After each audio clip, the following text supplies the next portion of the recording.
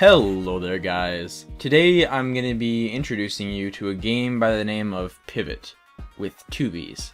The game is immediately reminiscent of something like Super Hexagon, especially in its control scheme. You control two dots, well, one you don't so much control as it goes down a set path, but as you go down this rail, you rotate a beam ending in a larger dot, with nothing but two buttons, left and right. And while that is quite simple, the goal is simple as well. Don't touch anything.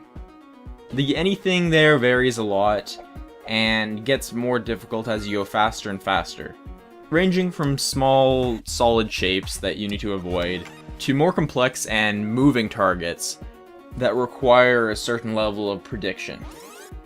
So while it's really a simple game, it ends up being quite deep, with a lot of content, especially if you include all the deaths you're going to have to go through.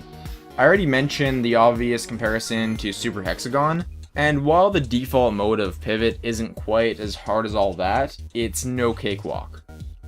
There's more modes though.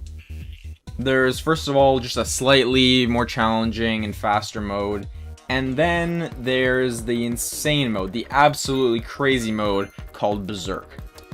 My high score in normal mode of this game so far is about 50 seconds. My high score in Berserk is around 3.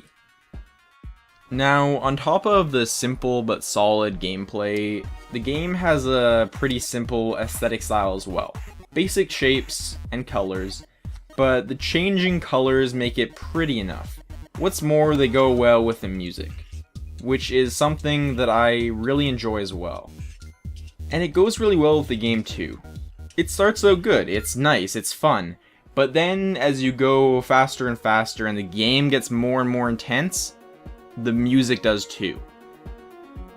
So as you leave that section you have down and get into what could be your death in a split second, the game's sound is quite representative of what you're feeling. Overall, while Pivvot is not enormous in scope, it doesn't need to be.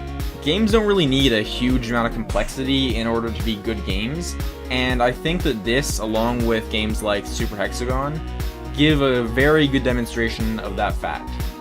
With that in mind, I have to heartily recommend this game to anyone who doesn't mind a little frustration and wants a small but challenging experience.